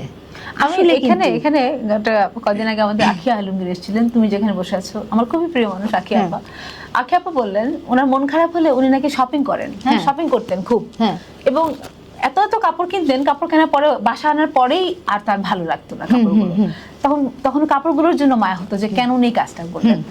আমার কাছেও খুব আসলে ব্যাপারটা মনে হয়েছে যে এটা একটা নেবার মতো, যে আমরা মন খারাপ থাকলে, ডিপ্রেশনে থাকলে অনেক কিছু করে ফেলি, কিন্তু পরক্ষণে কিছুক্ষণ পরে মনে হয় যে এই কাজটা আমরা ভুল করেছি। ঠিক আছে, যে মানি স্পেন্ড করা, আমাদেরও কিন্তু এরকম একটা ব্যাপার থাকে, মন খারাপ আচ্ছা এটা করি, মন ভালো আচ্ছা এটা করি, কিন্তু পরক্ষণে মনে হয় যে এই কাজটা যদি না করে, যদি টাকাটা আমি সঞ্চয় করতাম, হয়তো আগামী কালকের জন্য এটা আমার একটা সম্পদ হতো। আমরা শিল্পীরা কিন্তু এই ব্যাপারটা বুঝি না বলেই একসময় এই যে তোমার একেবারে ইয়াং এই যে তোমার একটা বড় অসুখ ধরা পড়েছে, তোমার বাবা মা ছিল, তোমার বন্ধুরা ছিল পাশে, তাই বলে তুমি ফিরে এসেছো, চিকিৎসাটা করাতে পেরেছো। কিন্তু এমন সময় যদি যে সময়টা স্মৃতিসারকে সমাজের আর দেশের আর প্রয়োজন নাই, পরে তো আমাদের শিল্পীদের প্রয়োজন আগে পুরো, তখন কি আমাদের দেখা যায় চিকিৎসার জন্য সরকারের কাছে, জনগণের কাছে হাত পাততে হয়। এই যে আমাদের শিল্পীদের এই যে আমরা একটু অগোছালো, বা হয়তো ঠিক আমরা গোছানো হব তাহলে শিল্প হবো কেন, আমার কথা এটা, আমরা অগোছানো বলেই আমরা শিল্পী। তুমি এটাকে কিভাবে ডিফাইন করতে চাও বা একটু বলতে চাও? আমার কাছে মনে হয় কি আসলে পাগলামো তো জীবনে দরকার আছে, তা না হলে আমরা আসলে শিল্পী হতাম না। আমি আগে খুব অপচয় করতাম, এখন আমার মন খারাপ হলে আমি বরাবরই ভীষণ খাবার খাই। আমার খাবার খাওয়া, তুমি জানো আমি একটা কথা তোমাকে বলি, একদম আমরা এবারে তেলের সংকট বলে আমরা যে বগুড়া গেলাম চ্যানেলের প্রোগ্রামে, একদম সত্যি কথা, আমি তেলের খরচ বাঁচাতে, আবার তেল নেওয়া একটা কি ঝামেলা না বলো, কোথা থেকে তেল পাবো? আমরা ওই যে বাসে একসাথে গেলাম সব শিল্পীরা, তখন আমি জিজ্ঞেস করি চ্যানেল আইকে, আচ্ছা কেউ কি যাচ্ছে, কোনো শিল্পী যে নিজের গাড়ি নিয়ে যাচ্ছে? কারণ আমার জগন্নাথ অনেক জরুরি কাজ, আমাকে ব্যাক করতে হবে, বা আমার এই 3 দিনের ছুটি না আমার পক্ষে অসম্ভব। তখন আমাকে বললো যে স্মৃতি সাহা যাচ্ছে। তারপর আমি ভাবলাম স্মৃতি সাহার এত টাকা, ও এত তেল পাবে কোথা থেকে? সত্যি কথা বলতে আমি ভাবছিলাম স্মৃতি সাহার তেলটা কি করে ম্যানেজ করছে। যাক পরে গিয়ে আমি আর তোমাকে বলো আপনার সাথে খাতির কেমন স্মৃতি সাহার, আমি বললাম ঠিকঠাক আছে, বললে নিশ্চয়ই আমরা একসাথে আসতেই পারবো বা যেতেই পারবো। পরে যাক পরে প্ল্যান হলো যে আচ্ছা একসাথে যে বাসে চলে যায়, তোমাকে আর কিছু বলাই হয় না, বুঝছো? বুঝতে পেরেছি, তুমি কিন্তু ধনী, তোমার কিন্তু সাহসের দিক থেকে তুমি অনেক ধনী। না আমার কি হয়েছে আমি বলি, আমি যখন ঢাকার বাইরে যাই, আমি প্রথমে প্ল্যান করেছিলাম আমার বাবুকে সাথে নিয়ে যাব, যেহেতু একটু হামের উপদ্রব, আমি ওকে বের করতে চাইনি, সেহেতু আমার বাবা মার কাছে ওকে রেখে যেতে হতো। বাবা মা ঢাকায় ছিল না, বাবা মা কুষ্টিয়াতে ছিল। তো আপনারা সবাই যেদিন রওনা হয়েছিলেন ওই দিন বাবা মা কুষ্টিয়া থেকে রওনা দিয়ে ঢাকায় এসেছে, নাহলে আমিও আপনাদের সাথে তেল বাঁচাতে গাড়িতে যেতাম। আমার খুব কষ্ট হয়েছে তেলটা স্পেন্ড করতে, আমার গাড়িতে 2 দাগ তেল ছিল। চিন্তা করো কত রিস্ক নিয়ে তুমি গেছো, চিন্তা করো। হ্যাঁ 2 দাগ তেল ছিল, সেটা নিয়ে আমি বগুড়া গিয়েছি, এবং লাকিলি বগুড়াতে আমার একটা আঙ্কেল ছিল। এবং বগুড়াতে তেল পাওয়া যায়, বাই দ্য ওয়ে আমরা যে হোটেল ছিলাম তার পাশে কিন্তু আমি দেখছি তেল নিচ্ছে, ঢাকা যাই। বগুড়াতে আমার একটা আঙ্কেল আছে, ওনার নাম হচ্ছে শামীম আঙ্কেল। আমি যাওয়ার পর উনি তো চলে এসে ওনার গাড়ি থেকে 14 লিটার তেল আমার গাড়িতে ট্রান্সফার করেছে। তাহলে তো খুবই ভালো। হ্যাঁ এক্স্যাক্টলি। সো স্মৃতিসার ভাগ্য, বন্ধু ভাগ্য খুব ভালো, এটা বোঝা যাচ্ছে। মানুষ ভালো তো আমি। বাবা ইউনিভার্সাল কার্ডিয়াক হসপিটাল। আপনার বাবার কি আগে কখনো বুকে ব্যথা হয়েছে? মাঝে মাঝে করতো, কিন্তু গ্যাসের ব্যথা মনে করে খুব একটা গুরুত্ব দিত না। আপনার বাবার হার্ট অ্যাটাক হয়েছে, এনজিওগ্রাম লাগবে। থাকুন নির্ভয়ে, আছে হৃদরোগের বিশ্বমানের চিকিৎসা সেবা। Universal cardiac hospital. বাবা, আমি তো ভালো হয়ে গেছি। ইউনিভার্সাল কার্ডিয়াক হসপিটাল আমার হৃদয়ের বন্ধু। যখন আপনার পাশে ইউনিভার্সাল কার্ডিয়াক হসপিটাল, আপনি আর একা নন। ইউনিভার্সাল কার্ডিয়াক হসপিটাল, আপনার হৃদয়ের আরো কাছে। আচ্ছা, রবীন্দ্রনাথের চর্চা থেকে এই যে আধুনিক গানের দিকে চলে এলে, সেইটা আমার কাছে মানে একটু আমার কাছে আক্ষেপেরই মনে হয়। আমার ছেলেমেয়েরা যারা রবীন্দ্রনাথের গান করে বলে যাই গাও না কেন রবীন্দ্রনাথকে ছেড়ে যাওয়া যাবে না। হ্যাঁ, সেক্ষেত্রে কি তোমার মনে হয় গান নিয়ে বলো বা ক্যারিয়ার নিয়ে বলো যে জীবনে কিছু ভুল হয়ে গেছে, ধরো এই যে আমার কথা এক্সাম্পল দিয়ে বলি আধুনিক গান বা লোকসঙ্গীত গাইতে সবাই পারে, গাইতে পারে, কিন্তু একটা সিগনেচার এস্টাবলিশ করতে গেলে একটা লাইন বা একটা পথে যদি হাঁটা যায় তাহলে ওটার স্থায়িত্বটা বেশি হয় বা দীর্ঘস্থায়ী। কিন্তু তোমাদের জগৎটা তো অনেক চ্যালেঞ্জিং না বলো? তোমারই মতো আরো অনেক শিল্পী কিন্তু তোমার চারপাশে ইতোমধ্যে চলে আসছে, কিন্তু যদি রবীন্দ্রনাথের গান বা নজরুলের গান গাও সেখানে সিলেক্টিভ অনেক, হয়তো আমাদের অর্থবিত্তের প্রসারটা অনেক নয়, কিন্তু টিকে থাকার অস্তিত্বটা কিন্তু দীর্ঘদিনের হয়, মানে আমরা টিকে থাকতে পারি দীর্ঘদিনের জন্য। সেক্ষেত্রে কি তোমার মনে হয় যে আমি যদি রবীন্দ্রনাথের গানের জগতেই থাকতাম বা ওই ওই মৌলিক মূলধারার গান যেটা সেখানটায় থাকতাম, তাহলে হয়তো আজকের যে একটা এত প্রতিযোগিতার যে বাজারটা সেখানটাতে হয়তো আমাকে পড়তে হতো না? কখনো কি ভাবো? তুমি তো রবীন্দ্রসঙ্গীতটা ভালো গাই। হ্যাঁ, রবীন্দ্রসঙ্গীত আসলে আমার একটা সময় ছিল, আমার মনে আছে আমি যখন ক্লাস 9 অথবা 10-এ পড়তাম তখন আমি 200টা রবীন্দ্রসঙ্গীত গাইতে পারতাম। এখন বোধহয় আমাকে যদি গাইতে বলা হয় আমি মাথার থেকে 10টা গাইতে পারবো, সব চলে গেছে। সো আমি খুব ইনভলভ ছিলাম রবীন্দ্রনাথের গানে, এবং সেটা আমি জানি বলে প্রশ্ন তখন দেখা যেত যে আমি মনে হয় তুমি একটু ভুল করেছো বা কি না ঠিক আছে? ভুল করেছি এটা মনে হয় না, কারণ বরাবরই আমার খুব, আমি যখন বিভিন্ন বড় বড় মঞ্চে অনেক সুপারস্টারদের বা পপ স্টারদের গাইতে দেখতাম, এক্স্যাক্টলি, তো ওইটা আমার খুব ড্রিম ছিল যে আমি এরকম গান গাইবো। আমি লতা মঙ্গেশকরের গান শুনতাম যখন, বা বাড়িতে বাবারা অনেক আর্টিস্টের গান শুনতো, স্বপ্নটা অনেক আমার বড় ছিল তখন। আমার কাছে ওটাই ছিল যে আমি একটা এরকম পপ স্টার বলি বা আধুনিক ঘরানার যে বড় মাপের শিল্পী সেটা আসলে আমি হব। তো সেই জায়গা থেকে আক্ষেপ আমার কাজ করে যে আমি যে অ্যাম্বিশনটা নিয়ে আগাচ্ছিলাম আমি এখন পর্যন্ত সেই জায়গাটাতে রিচ করতে পারি নাই, বা আমার গানের সংখ্যাটা এখন পর্যন্ত সেই পরিমাণ না, সেই জায়গাটা আমার আক্ষেপের জন্য কাজ করে। বাট হ্যাঁ, আমার বন্ধুরা যারা আসলে ছোট থেকে আমাকে দেখেছে রবীন্দ্রনাথের গান গাইতে, ওদের খুব এই যে আপনার মতো আক্ষেপ হয় যে কেন নির্ঝর আছে, নির্ঝর আমাকে দেখলেই বলে তুই কেন রবীন্দ্রনাথের গান গাস না, তুই এত সুন্দর রবীন্দ্রনাথের গান গাস, কেন তুই গাস না? মাঝে মাঝে মনে হয় যে করো, দু একটা করো, ওগুলো করো, সেইগুলো করো। আরেকটা কথা যে আমাদের মিউজিক ইন্ডাস্ট্রি বলো, ফিল্ম ইন্ডাস্ট্রি বলো, যে কোনো ইন্ডাস্ট্রি বলো, মানে একটা ঘরানা, একটা সিন্ডিকেট, এই গ্রুপ সেই গ্রুপ, নামগুলো বলি না কোন কোন গ্রুপ, তানভীর তারেকের সূত্র ধরে সবগুলো গ্রুপ সম্পর্কে আমার ধারণা আছে। তুমি আসলে কোন গ্রুপের? আমার কি কোনো গ্রুপ আছে? বিশ্বাস করেন আমার কোনো গ্রুপ নাই। এই যে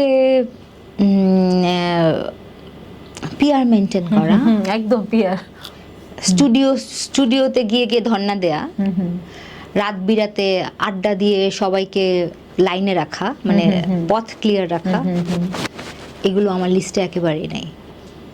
এই আমি বললাম যে আমার অনেক গান হয় নাই বা অনেক কিছু থেকে আমি বাদ পড়েছি, কিন্তু আপনি বিশ্বাস করেন by the blessings of almighty আমার কোনো রিগ্রেট নাই, আমার কোনো আফসোস নাই, আমি ভালো আছি। যখন আমার সময় নিশ্চয়ই আসবে, আমি এটা বিশ্বাস করি যে হয়তো বা দেখা যাবে যে 2 মাস পরে আমার একটা কোনো সিনেমার গান এসেছে যেটা খুব সুপার ডুপার হিট হয়েছে, যে গানটার জন্য তোমার গলাটাই লাগবে, এক্স্যাক্টলি, যার জন্য কাউকে রিকোয়েস্ট করতে হবে না, আমরা তো বাংলাদেশে কফি খেতে যেতে হবে না কারোর সাথে, ফিশা খেতে যেতে হবে না। ম্যাক্সিমাম চর্চাটাই তো আমাদের এখানে যে ওই যে খোসামত করে গান করাটা, মানে শিল্পীর কাছে যদি আত্মসম্মানটুকুই না থাকে। এক্স্যাক্টলি, আমার কাছে যেমন আত্মসম্মানের শিল্পী আমার কাছে কয়েকজন লাগে, যেমন আমাকে ন্যান্সিকে খুব ভালো লাগে, তার ওই আমার ওই অহমিকাটাই ভালো লাগে, একজন শিল্পীর ওই জায়গাটা থাকতে হয়। মানে নিজের কাছে যদি নিজের সম্মানটা না থাকে, আমার যে কারণে তাকে আমার এক্স্যাক্টলি আমরা দেখি এরকম অনেক মানুষের সাথে ঘুরতেছে যার মানে সুপার ডুপার হিট গান আছে, সবাই জনগণ তার জন্য পাগল, কিন্তু জনগণের বাইরে যে তার পার্সোনালিটি যে কতটা ছ্যাচরা, এটা দেখলে কিন্তু ভীষণ আমার হাসি পায় পার্সোনালি। আর সব থেকে বড় কথা আমি একটা বলি, সেটা হচ্ছে যে আমি অনেক বড় মাপের শিল্পী না, একেবারে আমি কিছুই না, আম নাথিং, কিন্তু আমি শিথির অতিথি করতে গিয়ে এত গুণী এত বড় মাপের শিল্পীদের সঙ্গে আমার মেশার সুযোগ হয়েছে। আমি ছোট একটা ঘটনা বলি, আমি আমরা মাছরাঙা টেলিভিশনের সেই প্রোগ্রামটার কথা বলছি, গত 2 সপ্তাহ আগে আমি মুম্বাইতে গিয়েছিলাম। আমি অনুপ জলোটার বাড়িতে ইনভাইটি হয়ে গিয়েছিলাম, আমি আর আমার মেয়ে, এবং আমরা দুইজন ওনার বাড়িতেই ছিলাম 1 সপ্তাহ। অনুপ জলোটা আমাকে দিয়ে একটা গজল গাইয়েছেন ওনার সঙ্গে। আমি জানি এটা খুব সুপার ডুপার হিট হওয়ার মতো কিছু না, বাট অফকোর্স আমি ব্লেসড এবং সম্মানিত, মানে একটা আর্কাইভ রাখার মতো একটা গান। সো এই যে একটা মানুষকে তার বাড়িতে থেকে দেখার সুযোগ পাওয়া, একটা এরকম পদ্মভূষণ পাওয়া, একটা গজল সম্রাট বা ভজন সম্রাট যাকে বলা হয়, এবং এরকম পাশাপাশি আরও অনেক হরিহরান, সেলিম মার্চেন্ট, উষা উত্থপ, আমি তো অলওয়েজ বলি দিদি আমার গড মাদার, উনি আমাকে অলওয়েজ হেল্প করে, এবং আরও যারা আছেন কবিতা কৃষ্ণমূর্তি, উদিত নারায়ণ, বিশাল শেখর, এই যে এই সবারকে দেখা কাছ থেকে, ভীষণ কাছ থেকে। তোমার রুচিটা, তোমার চাওয়াটাই কিন্তু অন্যরকম। এক্স্যাক্টলি, আমি যে বললাম না যে এদের কাছাকাছি যাওয়ার স্বপ্নটাই তো অনেকের মাথায় আসেই না। এক্স্যাক্টলি, তুমি ভাবনাটাই তোমার অন্য রকমের। তো ওই জায়গাটা দেখার পরে না আমার আগে খুব মন খারাপ হতো যে আমাকে এই গানটা আমি পাইলাম না, আমি একটু গাইতে পারতাম, মাঝে মাঝে মনেও হতো। আমি ফোনও করেছি 2-1জন ডিরেক্টরকে। পরে না আমার এই যে এদের সঙ্গে মেলামেশা শুরু হওয়ার পরে আমার দৃষ্টিভঙ্গিটাই পাল্টে গেছে। আসলে আর্টিস্টদের না ওদের সম্মান বোধটা থাকতেই হয়, এবং এদের সাথে মেশার পরে আমার কাছে মনে হয়েছে আমি কি কাকে গানের জন্য রিকোয়েস্ট করব। কত ডাউন। এক্স্যাক্টলি, অনুপ জলোটা নিজের থেকে আমাকে ডেকে নিয়ে গজল করাইছে। আমি এবার গত সপ্তাহে মুম্বাই গেলাম, হরিহরন তার বাড়িতে আমি আর আমার মেয়ে ডিনার করতে গেলাম, উনি আমাকে ইনভাইট করেছিলেন, ডিনার করতে গেলাম। এই যে আমি মুম্বাই যাওয়ার পর আমাকে উনি ইনভাইট করলেন ওনার বাড়িতে ডিনার করতে, ওনার তো কোনো দরকার ছিল না। আমরা অনেকক্ষণ একসাথে থাকলাম, উনি ওনার ওয়াইফ, আমি আমার মেয়ে, উনি আমার মেয়ের সঙ্গে খেলা করলো, উনি একটা বই লিখেছেন গজলে সামথিং একটা, আমি নামটা মনে করতে পারছি না, উনি আমাকে একটা বই গিফট করলেন, এবং আমাদের রুনা ম্যাডামের জন্য একটা বই পাঠিয়ে দিলেন আমার হাত ধরে। এই জিনিসগুলো না আমার লাইফের অনেক মনে হচ্ছে এটা আমার জন্য বিশাল বড় পাওয়া। এবং এইসব মানুষদের সঙ্গে মেশার পরে আমি যে একটা আমি কার সঙ্গে গিয়ে গানের জন্য ছ্যাচরামি করব। একদম একদম সেটাই। আর দেখো এত কিছুর পরে, এত প্রাপ্তির পরে, যখন এই দেশটাতে একটা শো এর জন্য, বড় শো এর জন্য আমাকে কমিশন দিতে হচ্ছে। এক্স্যাক্টলি, এবং একটা আর্টিস্ট যদি 2 লাখ টাকা চার্জ করে, ইট ইজ নাথিং। 2 লাখ টাকা একটা শিল্পীর জন্য নাথিং। ইন্ডিয়ার মতো জায়গায় যে আর্টিস্টটা কেবল সারেগামা পা থেকে বের হয়েছে, ওর পারিশ্রমিকই 10-15 লাখ টাকা, ইভেন 20 লাখ টাকাও হয়। সেখানে আমাদের দেশে সুপার ডুপার হিট আর্টিস্টের পেমেন্ট যদি 2 লাখ টাকা হয়, সেটা নিয়েও মাছের বাজারের মতো দরদাম করা হয়। তো তোমাকে মনে হয় যে আমাদের এখানে যে সিন্ডিকেট গুলো, প্রোগ্রাম পাওয়ার ক্ষেত্রে সিন্ডিকেট রয়েছে, তোমাকে আমার পছন্দ না, বা তোমার কাছ থেকে আমি এক্সট্রা টাকাটা পাচ্ছি না, যে ধর তুমি 2 লাখ টাকা চার্জ করলে এখান থেকে 25% or 10% অর্গানাইজারকে বা যিনি মাঝখানে মধ্যস্থতাকারী তাকে দিতে হচ্ছে। তুমি দিবে না, বা জেনে গেল যে তুমি দেওয়ার মতো মেয়ে না, তুমি কাজটা করবে না, তো তোমাকে বাদ দেওয়ার ও তো ব্যস্ত, তো দেশে নাই। এরকম ঘটনা আমার সাথে বহু ঘটেছে। উনি তো দেশে নাই, এই কথা বলে অনেকজনকে ওখানে নিয়ে যাওয়া। দেখেন যে এই ব্যাপারটা কিন্তু বাইরের দেশে ভীষণ নর্মাল। একটা আর্টিস্ট, একটা ম্যানেজমেন্ট, তারা 4-5টা আর্টিস্ট এরকম ম্যানেজ করে, এটা করতেই পারে, কিন্তু ও প্রফেশনালি এই টাকাটা যদি নেয়, তার বিনিময়ে ও যদি আমাকে 10টা শো প্রোগ্রাম দিচ্ছে, সেখান থেকে ও যদি 10% করে নেয়, ও নিতেই পারে। এটা নিয়ে আমার কোনো সে নাই, এটা ওর হক, আমার মনে হয় ও এটা নিতে পারে। মানে এটা বলতে পারো যে আর্টিস্ট, এটা কি ম্যানেজমেন্ট বা আর্টিস্টের পিআর মেইনটেইন করে, হোয়াটএভার, এটা ওর একটা জব, এটা হতে পারে। কিন্তু সেটা যদি তোমাকে জানিয়ে নেয় তো আলাদা কথা। এক্স্যাক্টলি, মানে সেটা প্রপারলি, এটা একটা সবাই জানবে যে সিথি সাহাকে ও ম্যানেজ করে, ওর পিআর ও হ্যান্ডেল করে, সো ওর থ্রুতে যেতে হবে। সিথি সাহা যদি 2 লাখ টাকা নেয়, তাহলে ও কত টাকা নেবে এটা ওদের ব্যাপার। একদম। ব্যাপারটা এরকম ওই যে কেচি করে দিব, বাদ দিয়ে দিব, এই হ্যাঁ, এই সেটাই, চাচামিগুলো সেটাই, না। সেটাই। আচ্ছা, তোমার মিউজিক ভিডিও নিয়ে কথা বলো। হ্যাঁ। তোমার মিউজিক ভিডিও কি হচ্ছে বা কেমন কি, বা আরো ভবিষ্যতে কি হচ্ছে, প্ল্যান গুলো শুনি, বা এটা কতটা সাপোর্ট করে? যে অনেকগুলো টাকা খরচ করা হয় একটা মিউজিক ভিডিও, গানের থেকে হ্যাঁ। মানে ঢাল থেকে তলোয়ার বড়, এরকম একটা, Exactly. এটাই হচ্ছে এখন হ্যাঁ। ঘটনাটা। সেক্ষেত্রে তুমি ব্যাপারটাকে কেমন করে দেখো? গত কয়েক বছরেও আমার লাকিলি এই পর্যন্ত আমার যতগুলো খুব বড় বড় মিউজিক ভিডিও হয়েছে সবগুলো কোম্পানির কাজ ছিল, এবং আবার নিজের ইউটিউব চ্যানেলের জন্য যে কাজগুলো আমি করেছি আমার স্পন্সর ছিল, তো সেটা নিয়ে আমার খুব একটা বেগ পেতে হয় নাই। এবং আমরা কিন্তু গত কয়েক বছরে যদি ট্রেন্ড দেখি যে গানের থেকে মিউজিক ভিডিওর দিকে মানুষের বেশি একদম, ফোকাস ছিল। একদম। গানটা জঘন্য, মিউজিক ভিডিওটা কিভাবে সুন্দর করবে সেটা নিয়ে ব্যস্ত। এবং আমি কিন্তু এখন আবার ইদানিং কালে আবার দেখছি যে মানুষ অডিওটার দিকে একটু নজর Melody, দিচ্ছে। melody, আমার কথা, আমার সিথি সাহার ফেসটা দরকার, গানটা সুন্দর হতে হবে, ওখানে একটা সুন্দর মুখ বা সুন্দর একটা কিছু দেখতে পাওয়াটাই যথেষ্ট। গানটা তো মুখ্য, গানটা না হলে ভিডিওটা কি দিয়ে হতো? একদম। মানে তুমি তো হাডুডু খেলে ওটার উপরে ভিডিও বসায় দাও, তাই না? সো আমার মনে হয় যে ওই জায়গাটা আবার ব্যাক করা উচিত। ভালো কাজের জজ ওয়াকার কিন্তু অনেক আগে ছিল, মাঝখানে ওই ভাইরালের ট্রেন্ডে সবকিছু হারিয়ে গেছে। আবার এটা আমার মনে হয় যে ব্যাক ফিরবে, ডেফিনেটলি ফিরবে। একদম। স্মৃতিশায় সুন্দর মুখের কথা বললে, এই এই সুন্দর মুখটা আবার কিছু সুন্দর সুন্দর মানুষের, আমি বলবো সুগার ড্যাডি নয়, এছাড়াও মানে যেমনটা গল্প শোনা যায় এই সময়ের খুব সুন্দর সুন্দর খুব ফেমাস কিছু সিঙ্গার বা ডিরেক্টর, মিউজিক ডিরেক্টরদের প্রেমেও পড়ে বা এই গুঞ্জনগুলো শোনা যায়।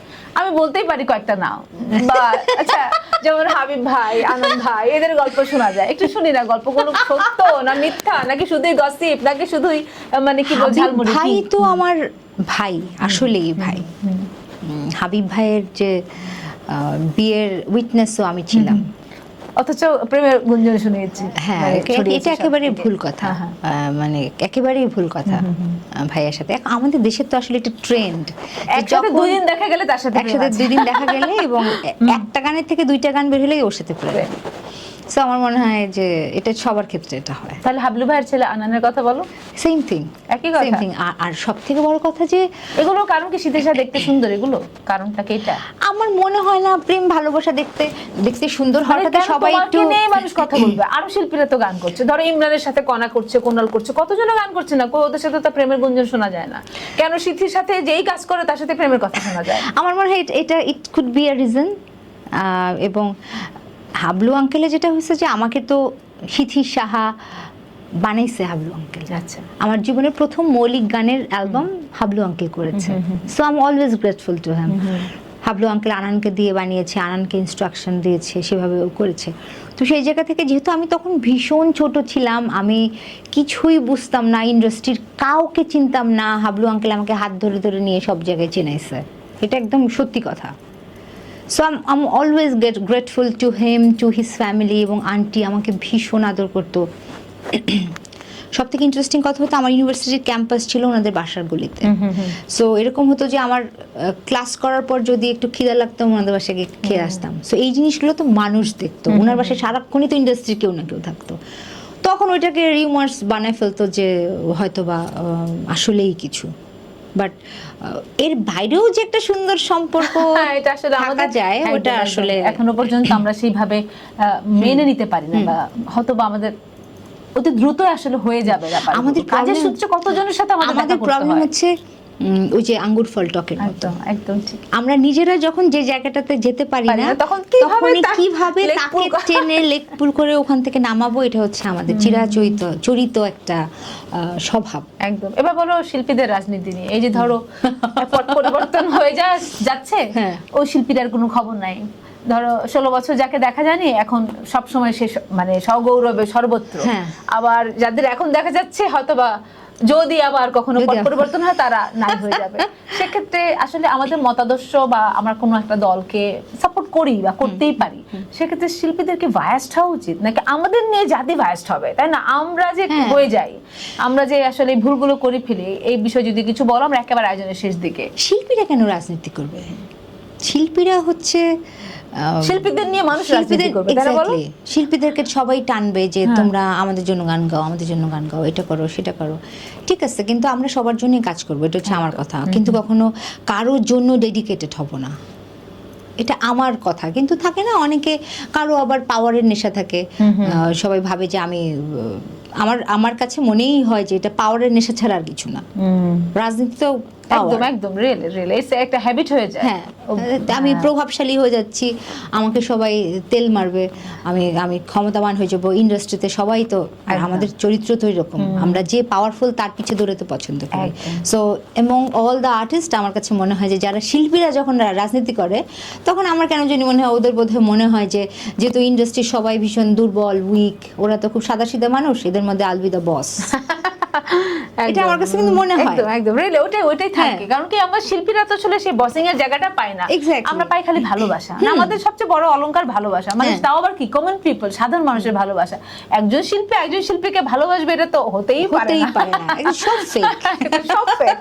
আচ্ছা, এইবার ধরো একদম শেষের দিকে চলে এসেছি আমরা, আমি কয়েকজন শিল্পীর নাম বলি, তুমি জাস্ট তার সম্পর্কে তোমার ভাবনা, তুমি কিভাবে তাকে দেখো, শুধু এটুকু। কুমার বিশ্বজিৎ, এক লাইনে দুই লাইনের মধ্যে শেষ করবে। লেজেন্ড। আচ্ছা, সাবিনা ইয়াসমিন, লেজেন্ড। শুধু একটা শব্দ দিই, আর কিছু বলার আছে? আমি আমার ইন্সপিরেশন আমার সাবিনা ইয়াসমিন, রুনা লায়লা, এরা সবাই। বাহ, আচ্ছা। কোনাল, ভালো গায়িকা, আমার বন্ধু। কনা, হিট গায়িকা। ন্যান্সি, ন্যান্সি আপু নিঃসন্দেহে গুণী শিল্পী। স্মৃতি সাহা, স্মৃতি সাহা ভালো গায়। অনিমা রায়, ডেফিনেটলি আ গুড সিঙ্গার, তারপর গুড টিচার। আমরা একেবারে একজনের শেষ প্রান্তে বুঝলাম তুমি কাউকে খারাপ বলবে না, সবাই তোমার কাছে লেজেন্ড, তোমার কাছে সবাই ভালো, মানে ডিপ্লোমেসি আনসার সব। এবার আমাকে একটু বলো যে তোমার জীবনে আচ্ছা না, অনেকটা পথ গেছে, তুমি হাবলু ভাইয়ের কথা বললে, বা তুমি যদি একা থাকো যখন, মানে যে আমরা রিকল করি যে আমার এই জীবনটাতে এখানে আনবার ক্ষেত্রে, ধরো চ্যানেলের আমিরুল ইসলাম, তার অনেক ভূমিকা আছে আমার জীবনে, তানভীরকে বিয়ে করা থেকে শুরু করে আমার জীবনে অনেক ভূমিকা আছে, আমার বড় ভাইয়ের মতো আমার ছত্রিকা, আমার বিয়েটাই যিনি দিয়েছেন। সেক্ষেত্রে তোমার জীবনের সিদ্ধি শাহ হয়ে গড়বার পিছনে কি কারো কাছে তোমার মাথা নত করতে ইচ্ছা করে? তুমি কি কৃতজ্ঞ বোধ করো যখন তুমি একা থাকো, যে মানুষটা না হলে হয়তো আমার এই জায়গাটাই পাওয়া হতো না, বা এরকম? আমি নাম নিব না, বাট এরকম আছে আমার জীবনে যে আসলে আমাকে নতুন জীবন দিয়েছে। সত্যি কথা, আমি যখন ক্যান্সারে আক্রান্ত হই, তখন আসলে এইরকম সাপোর্ট আমি মানে পৃথিবীর কারো কাছ থেকে পাওয়া সম্ভব না। সো আমি সেটা পেয়েছি। আমি নাম নিতে চাই না, বাট আমি যখন একা থাকি তখন আমি সৃষ্টিকর্তার কাছে আমি বলি নিজে নিজে যে I am and I will be always grateful এই ব্যাপারটার জন্য। এবং আমি সিদ্দিশা আমার লাইফে শুরু থেকে আজ পর্যন্ত অনেক স্ট্রাগল গেছে, apart from that or beside that আমি কিন্তু অনেক ব্লেসড অনেক কারণে। এই যে ক্যান্সার হয়ে আমি প্রত্যেকটা সময় ভাবি, এবং প্রত্যেকটা দিন আমি ঘুমাতে যাওয়ার আগে আমি স্পেশালি ক্যান্সার হওয়ার পর আমি ভাবি যে আসলেই এই যে আজকের পুরোটা দিন আমি বেঁচে আছি, এই জন্য আমি গ্রেটফুল টু মাই অলমাইটি। আমি এভাবে আসলেই ভাবি, এবং সুন্দর করে আমি বাঁচতে চাই, সুন্দর ছিমছামভাবে। আমার জীবনে অত কিছু দরকার নেই। স্মৃতিশা কোন ভুলটা আর করতে চায় না জীবনে? প্রেমে পড়তে চাই না। পড়তেই চাও না? না, আমার পড়া হবেও না আর। মানে প্রেমে পড়ে যে ঠেলাটা খেয়েছি সেটা আর হবে না। এখন আমার জীবনে আমার প্রেম, ভালোবাসা, ডেডিকেশন সব কিছু জুড়ে আমার মেয়ে এবং আমার গান, আমার বাবা মা। এর বাইরে আমার মনে হয় না আমি আর কোনোদিন কোনো ছেলের প্রেমে পড়বো। কি অবস্থা না, ছেলে জাতিটার কি হবে? আচ্ছা, মন খারাপ হলে কি করে স্মৃতি সাহা? আমি মন খারাপ হলে কান্না করি, তারপর বের হয়ে যাই। আমি মন খারাপ হলে বসে বসে কান্না করি। মন ভালো থাকলে খুব আনন্দ আছে। ওরে বাবা, মন ভালো থাকলে তো আমি হাইপার। আমার মেয়েকে নিয়ে বের হয়ে যাই, কফি শপে চলে, যেহেতু ও অনেক ছোট কিন্তু তারপরেও মনে হয় যে ও আমার সব কিছু বোঝে। আমি দেখা যায় একটা কফি শপে একলা বসে আছি, বা ও কখনো কখনো ওকে নিয়ে চলে যায়, গিয়ে আমি কফি খাই, ও খেলা করে, ওর ফেভারিট যে খাবারটা ওকে দেই। যেমন আমি খুব ট্রাভেল করি, আমি যেখানেই মানে ও হবার পরে আমি যত জায়গায় ট্রাভেল মানে পারফর্ম করতে গিয়েছি ও আমার সঙ্গে গেছে। বাচ্চা থাকলে কিন্তু মানে অনেক মজা থাকে না? মানে হ্যাঁ, আমিও এবং- যেন তানভীর যখন বাইরে থাকে, ধরো আমি ভুটানে গেলাম, আমি ওকে নিয়ে গেছি, আমার অত মজার জার্নি আর কোনোদিন হয় নাই, মানে এরকমই। একা ওকে কোথায় রেখেছে তার হ্যাঁ। সাথে নিয়ে গেছি, খুবই আনন্দের। মানে কারণ মনে হ্যাঁ, হয় যে আগে না সবচেয়ে বড় বন্ধু যে আমার সাথে আছে তখন মনে হয়। আমার আগে মনে হতো আমি একলা একলা কি করব, কিন্তু ও যে একটা ছোট বাবু আমার পাশে আছে, অনেক বড়। ও যে একটা কি দারুণ একটা কোম্পানি, একদম। মানে এটা বিশ্বাস করার মতো না। যাই হোক, সিথির সুন্দর জীবন এমনি হোক, তার জয়ীকে নিয়ে তার সর্বজয় হোক প্রত্যাশা করি, এবং তুমি তোমার গানের ক্যারিয়ারটাকে যেভাবে স্বপ্নে দেখো সেরকম করেই তোমার অর্জন হোক, এই প্রার্থনা থাকবে। আর এই প্রজন্মের শিল্পীদের জন্য কি বলবো, অনেক রকমের কথা শোনা যায়, এই প্রজন্মে যারা হুটহাট খুব দ্রুত, তো আসলে ভাইরালের যুগে খুব দ্রুত মানুষ ফেমাস হয়ে যাচ্ছে। আমাদের জীবনটা অনেক স্ট্রাগল, অনেক দীর্ঘদিন পরে হয়তো তোমার নামটা লোকে জানতে পেরেছে, আমার নামটা হয়তো দু একজন চেনে, কিন্তু এখন খুব দ্রুত নাম পাওয়ার কারণে হয়তো সিনিয়রদেরকে শ্রদ্ধা করার জায়গাটা, অনেক সিনিয়রের কাছেই এই অভিযোগটা শোনা যায় যে এই প্রজন্মের শিল্পীরা সিনিয়রদের শ্রদ্ধা করে না। সেক্ষেত্রে তুমি তাদেরকে কি বলতে চাও, বা তাদের শিক্ষার ব্যাপারটাই কি রকম হওয়া উচিত একটুখানি? যদিও তুমিও নবীনদের পর্যায়ে পড়ো, কিন্তু একেবারে নবীন আমরা নই, আমরা একটা পর্যায়ে চলে এসে এখানটায় দাঁড়িয়েছি, সেখানে এই প্রজন্মের শিল্পীদের আসলে আমি এই প্রজন্মের সব শিল্পীদের প্রতি আমার ভীষণ ভালোবাসা। শুরুতে এই যে আপনি বলছিলেন যে সিনিয়রদেরকে সম্মান করে না, আমি আমার এক্সপিরিয়েন্স দিয়ে বলতে পারি, আমি আমার সিনিয়রদের থেকে সাপোর্ট বা ভালোবাসা কিছু পাই নাই, নেগেটিভিটি ছাড়া। সত্যি কথা, সব থেকে বড় কথা, আমি এরকম সিনিয়র জীবনে হব না। আমার মনে আছে আমার প্রথম অ্যালবাম যখন বেরিয়েছিল, আমাদের দেশের খুব স্বনামধন্য একজন সিনিয়র আর্টিস্ট, উনি আমাকে বলেছিল, এই তুমি গান করে কি করবা, বিদেশে চলে যাও। ওনার তো আমাকে ইন্সপায়ার করার কথা ছিল। এবং কি তুমি জানো, আমাকেও কিন্তু বলেছিল তোমার এত তাড়াতাড়ি অ্যালবাম করার কি দরকার, তখন আমি Exactly. মাস্টার্স করে ফেলেছি। আমি মিউজিকে মাস্টার্স করার পরে আমি প্রথম অ্যালবাম 2009 সালে, তারা বলেছিল তোমার এখন অ্যালবাম করার সময় হয়নি। এবং এই কথাটা শোনার পরে আমি অ্যালবামটা 1 বছর ফেলে রেখেছিলাম। ওই যে গানটা দিয়ে কিন্তু আমার আসলে সবাই আমাকে চিনতে শুরু করেছে। 1 বছর ফেলে রাখার পরে তোমার ফেলে রেখেছি, ওটা তো নিজের টাকা দিয়ে করা, এরপর থেকে না স্পন্সর, নিজের টাকা দিয়ে করা, জমানো টাকা, স্কুলের চাকরি করা, আমি 8-9 বছর চাকরি করার টাকা দিয়ে আমি অ্যালবাম করেছি। যাই হোক, পরে যখন ছাড়লাম, যখন রিলিজেশনে দিলাম, ওই মাঝে মাঝে তো দেখা পাই, সেটা এখনো পর্যন্ত মানুষ শুনছে, এখনো পর্যন্ত ওই একই গান দিয়ে আমার করেছি। এক্স্যাক্টলি। এখন আমাদের দেশে যেটা হচ্ছে যে আমাদের দেশের জায়গাটা এত ছোট, সুযোগটা এত ছোট, কেউই কারো জায়গা ছাড়তে আমরা প্রস্তুত না। সেই জায়গা থেকে আমি সিনিয়রদেরকে দোষ দেবো না, তারাও তাদের ইনসিকিউরিটি নিয়ে ভোগে, নতুন একজন আর্টিস্ট আসে, সত্যি কথা। সো আমি আসলে এরকম সিনিয়র হতে চাই না। আমি সবসময় চাই যে আমার ছোট এরকম সিনিয়র হলে জুনিয়ররা বেয়াদবি করবে, এটাই বলতে চাচ্ছি। এক্স্যাক্টলি, সত্যি সত্যি কথা। আমি আমার কোনো সিনিয়রের থেকে আজ পর্যন্ত কোনো রকম কোনো সাপোর্ট পাই নাই, ভালোবাসাও পাই নাই, কিছুই পাই নাই। সো কিন্তু আমাকে যাদের কাছে আমি গান শিখেছি, আমার গুরুজন, তাদের সবার প্রতি আমার ভীষণ রেসপেক্ট, আমি তাদের ভীষণ সম্মান করি। আমার মনে হয় যে এই প্রজন্মের যারা শিল্পী, তারা দিন শেষে তারা তো শিল্পী, গানটা যদি ঠিকঠাক ভালো গায়, তারা যদি প্রকৃত শিল্পী হয়, তাদের কিন্তু সম্মান সবার জন্যই থাকে। এখন ওই আমার সিনিয়র বলেই যে আমাকে অ্যাকসেপ্ট করছে না, বা তাকে আমি সম্মান দেখাতে গিয়ে নিজে ধুলায় মিশে গেলাম, আমার মনে হয় যে বুঝে শুনে চলে ভালো। আমার যারা এই প্রজন্মের যারা ইয়াং আর্টিস্ট, তাদের কাকে পা ধরে সালাম করবা আর কার কাছ থেকে দূরে থাকবা, এগুলো বুঝে চলতে হবে। এক্স্যাক্টলি। আয়োজনের একেবারে শেষ প্রান্তে শীতের সাথে কাটলো, খুবই আনন্দ ঘন। আসলে ওর সাথে এতটা অনেক ধন্যবাদ শীতে, তুমি প্রাণ খুলে কথা বলেছো। আয়োজন একেবারে শেষ প্রান্তে, আবার দেখা হবে সামনের আয়োজনে অন্য কোনো শিল্পীকে নিয়ে, এইরকম গসিপিং আলোচনা, একেবারে একান্তের কিছু গল্প নিয়ে দেখা হবে অনিমার গান ঘরে, ইউনিভার্সাল মেডিকেল কলেজ প্রেজেন্স এই আয়োজনে। দেখেছি তোকে প্রতিদিনই হাসি খেলায় অমলিন, আজ কেন যে লাগছে তোমায় স্বপ্নের মতো রঙিন, প্রেম বুঝি এমন করে হয়, আদর হাওয়া মেখে গায় হাঁটছি আমি কি করে মনের ঘরে ভালোবাসা ভেসে আসে হায় ভালোবাসা ভেসে আসে হায়